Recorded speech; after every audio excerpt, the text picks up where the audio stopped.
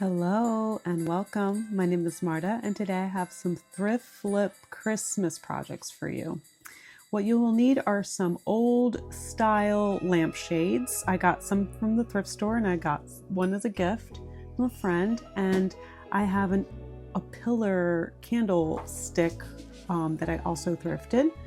It's about 18 inches, it's pretty big. I'm going to use that as a stand for this lampshade Christmas tree that I'm going to make. So to start with, you need to deconstruct all these lampshades, and I found that the best method to do it is to first take the top and bottom trim off, and then it's a lot more easy to take the rest of the fabric off.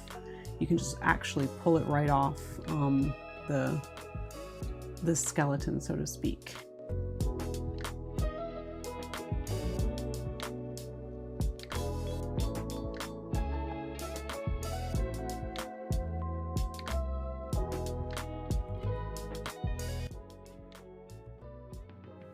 So I'm using 4 lampshades, and they all stagger in size from large to medium to small medium and to extra small.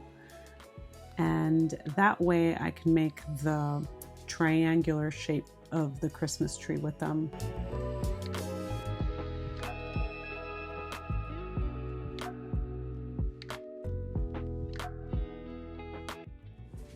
Here you can see a quick example of what it's going to look like. And I am going to be using my favorite, as always, sheet moss. That's all I seem to be using lately, but I can't get enough of it, folks. I can't get enough. I just take the backing off. It's on this netting. It's perfect. And I cut strips to cover the wire. I cut them about 5/8 of an inch, just about an inch to a little bit less than an inch, really. And I just take any of that paper backing off, and I'm just checking it for size here. Now you can, for the circular parts, it's best to use about 5 to 6 inch sections of the moss. And it doesn't show here, but because it's self-adhesive, but I am going to be using the glue gun. But I wanted to emphasize, when you are wrapping the wire here, make sure that the seam that you press together with the glue gun, you put the glue in the middle and you press it together, make sure the seams are facing inward or down. The very bottom rim, I make sure that it's kind of facing in. The top rim, I make sure that it's facing down. And the vertical lines, the vertical wire coming down, I make sure that's facing inside, in towards the lamp.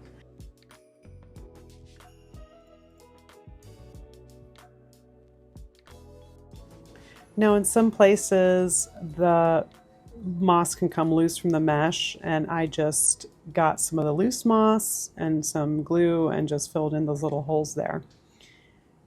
And also another thing I wanted to mention was, as you're gluing this, I apply about no more than 3 inches of hot glue at a time. That way it doesn't dry by the time you get to the bottom. And while making this, you can just listen to your favorite podcasts or listen to a movie in the background. I was listening to one of my favorite podcasts called Classic Ghost Stories by Tony Walker, and he has the best voice in the world, and he can read a story, that man. If you like gothic ghost stories, then he is the man for you. I will link his information in the description below. Now I'm just showing you close up the mesh here, that the strings on the edges there, I pull them off because when you fold it over and glue it, sometimes you can see the strings. So to not see that white line, I just pull those right off. And in this lampshade, I took the bulb holder part in the middle out. I just used a wire cutter for that. I just snipped it off. I didn't need it for this lampshade, but some of the other ones I do need them. And here is the result. And now I'm getting ready to add my favorite fairy lights. Now I got these, they're 33-foot fairy lights, and make sure for convenience purposes that you get them that are remote controlled, because you can't really be going in between the tree to turn them on manually. It's just not really feasible. So I will link the ones I got on Amazon below. These are 33-foot ones. I think for the very large shade, the biggest shade, I used 2, and then the medium one I use, I think, just 1, and then the smaller ones I have shorter fairy lights for those. They're not as long, but they are also remote controlled. So as you're wrapping these, sometimes you have to go back, like backtrack back up to hit another area where you didn't wrap. And on the areas that I had a backtrack wrapping, what I did was I would wrap it, the loops a little wider, like about an inch and a half apart. And then when I would have to wrap back towards it again, I would go between those so that it just looked like I was tightly wrapping them no matter what. So it was just uniform, basically, the amount of lights in each section.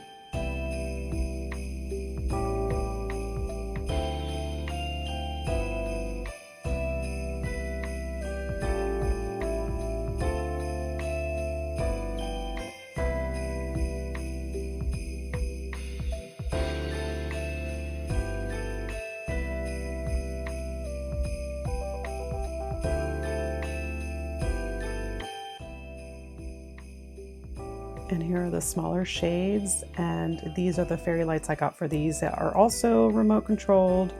And I believe these have about 20 lights per string, maybe a little more, I'm not quite sure, but I will link them below, the exact ones I used.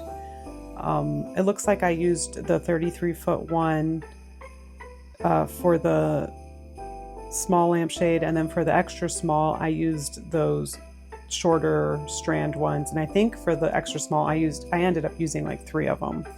I guess I could have used a 33-foot one. I was just concerned that it'd be too long, so anyway, I just went that route with the smaller ones. Now this idea of using these lampshade skeletons, I like calling them, I got that idea off of Pinterest. People have been using them. Some people wrap them in moss, some don't. I love the moss ones, of course, and people hang them like a pendant lamp with a bulb, and I just wanted that option for the future. So I individually wrapped each one, and I could take this tree apart in the future if I wanted to. I'm not doing anything permanent here. And here is another quick look at how it looks. And this is my new craft area. I moved my whole craft room downstairs in my basement where I have a lot more room, and I'm so happy. All right, so I am taking these recycled jars and some green tissue paper that I had laying around. And these jars are basically going to hold my battery packs. So I want to camouflage them a little bit. So I'm going to be Mod Podging this tissue paper onto the jars. I'm just ripping it up in little bits. And I have Mod Podge there. The most I have on hand is a mat, but it doesn't matter. Whatever Mod Podge you have on hand is just fine. And I am just doing a very, very quick job of it, laying some Mod Podge down as I go and adding the little pieces, Mod Podging over them. And I just do one good layer. I don't need to make it all perfect, because really they're not going to be too visible. They'll be visible, but not like super visible, because they will be in the middle of the tree.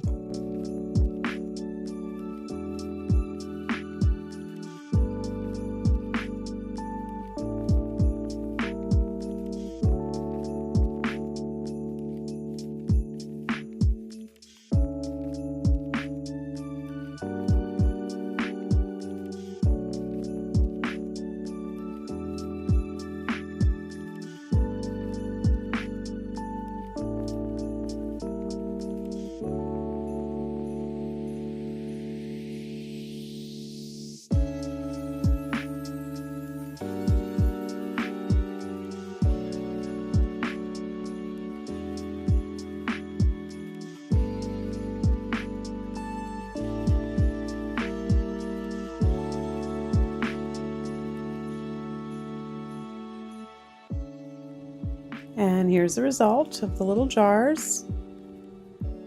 And I'm just making sure that the battery packs fit in that smaller one.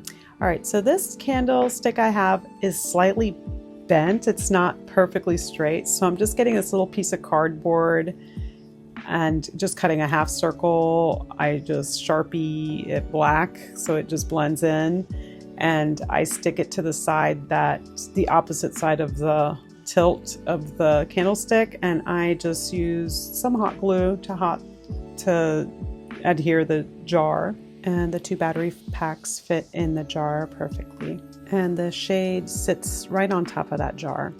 So I am taking some craft wire that I have that's very malleable, and I'm wrapping it around the rim of the jar there, and also wrapping it around 2 of those arms that were for holding the lampshade in place of the lamp. I'm just wrapping them around, and it's something that I could take apart if I had to change the battery packs. It's not like something permanent, so I can unwrap the wire easily if I needed to. Also, it's not shown, but I do use some green twine that I had to tie between the frames there, to just tie the large frame to the medium frame and so on.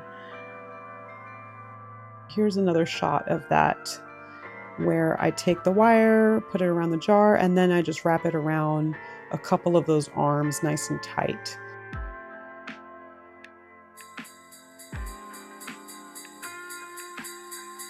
Okay, so project number 2 is basically making ornaments for this tree. I'm taking some ornaments that I've thrifted, well, some mushrooms that I've thrifted, and some mushrooms that I bought in Michael's, and also I think I thrifted those acorn bells. I'm using some crafting acrylics and break out that glitter stash because we are going to be glittering these puppies up, and I will be using Mod Podge for that. So these mushrooms were a great find at the thrift store. I believe they are styrofoam, and I give these guys a couple of good coats to make sure, especially the red. I think at the red I had to give 3 coats for it to really be the red that I used. I think the one I used was fire truck red or something like that. And then I have some, I believe it's flamingo pink, and I think this blue was called Key West. It's like a turquoisey blue.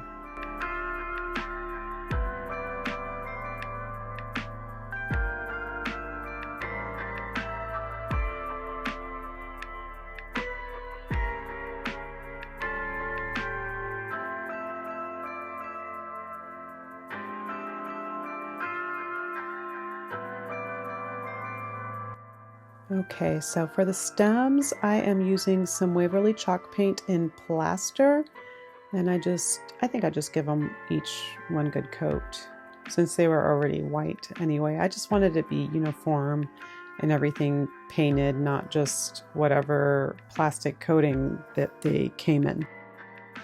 And of course, I'm going to whimsy these guys up, and I am taking the same Waverly chalk paint in plaster and painting some little flecks on the mushrooms, because who doesn't want a mushroom with flecks on them? It's just not the same without the flecks. I don't know. I can't get enough of those either. I just seem to be having a theme going on with all my videos lately of mushrooms and moss. I should have been called Mushroom and Moss Curiosities.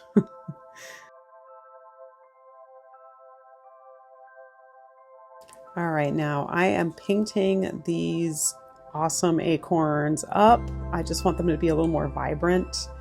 And I am using a couple of greens, and I made this like yellowy mustard color for the top, and I didn't like it in the end. I rubbed that off. I should have really just left them brown like they were that rust color.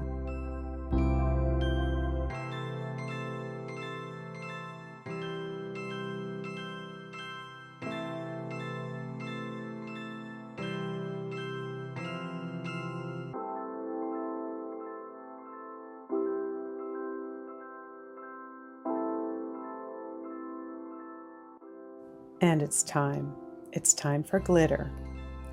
So I give this mushroom top a good coat of Mod Podge, and I am throwing some iridescent glitter over the top there. I tap it off, whatever excess there is, and I just do this process on every single mushroom. Some glitter I use is the smaller glitter, and some are the ones that are mixed with small and bigger flecks, which I think were the prettiest ones. I ended up using more of that. Once I used the bigger fleck glitter, that was it. That was the one I decided to use on the rest of the mushrooms.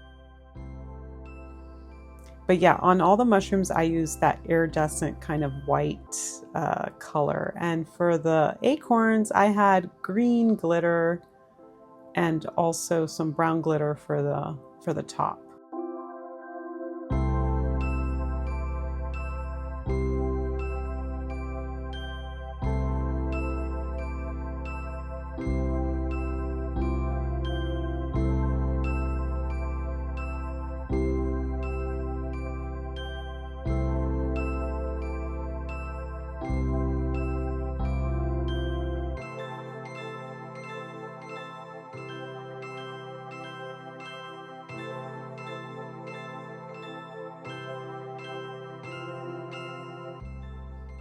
Okay, for the mushrooms, I used some eyelet screws for the string to tie them with. I think these were framing ones. There are smaller ones you can get. I just used whatever was on hand. So they were pretty easy to screw in there because they're, like I said, they were styrofoam, and then the ones from Michael's are, I think, also styrofoam and paper. And I had this small gold ribbon on hand. I've had it for a few years now, and I'm just using that for the ornament, for the holder. Okay, so I forgot to press record before I cut these things off. I got a few of those. I guess they're for like doorknobs. They're like doorknob bells. I got the brown one from Hobby Lobby, and these little colored acorn ones from the Dollar Tree. And the one from the Dollar Tree had one bell and a couple of pine cones. And the one from Hobby Lobby had those 5 brown acorn bells as well. Now these are smaller, so towards the top of the tree it gets smaller. So I needed smaller ornaments, and I am doing the exact same process that I did for the larger acorns. I'm doing it for these smaller ones.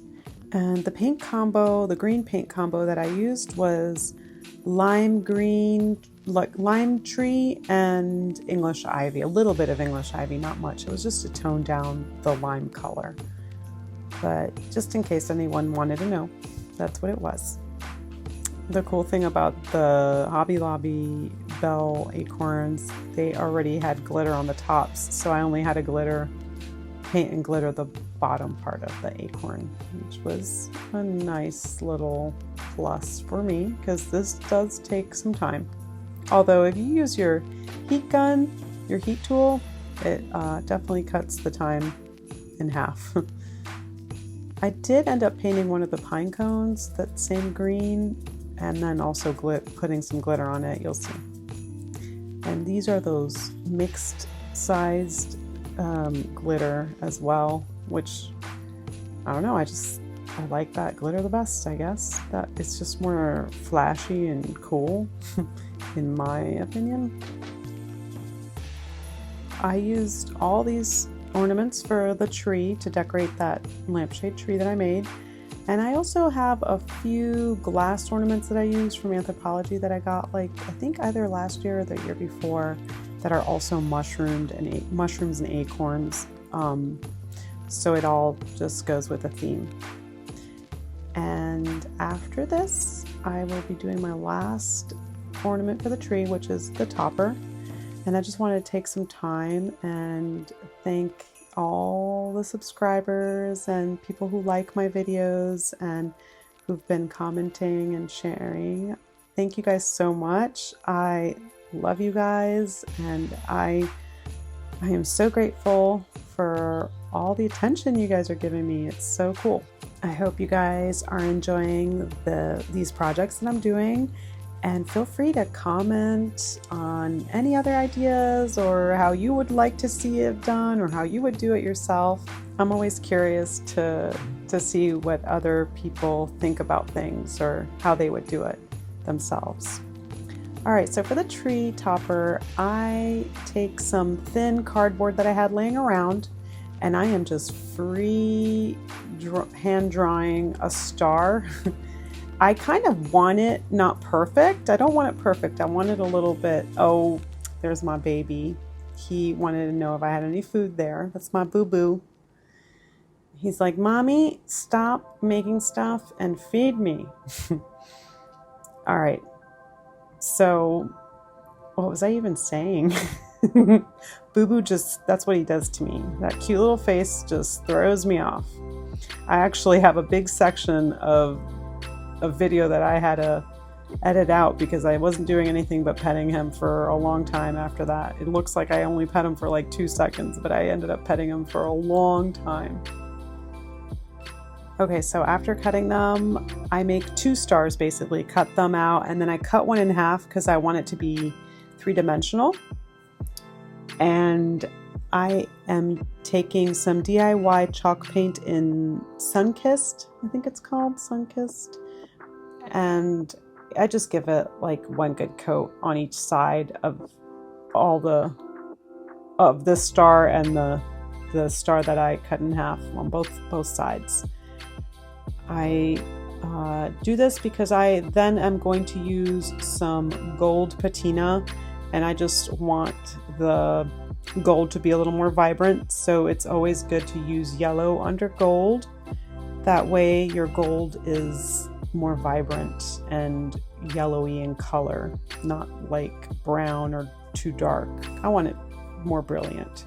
These extra steps of painting before putting glitter on or gold patina, they're not necessary, but I feel like they give it a little more brilliance and color, so that's why I go the extra mile and do it. But you don't have to take these extra steps. I just like going that extra mile. So after I use my little heat tool there, I am ready to use the gold patina. I am using DIY liquid patina. It's called Golden Ticket, and I will link it below if you guys are interested. It's a really nice patina. It's thin, but it gives really good coverage.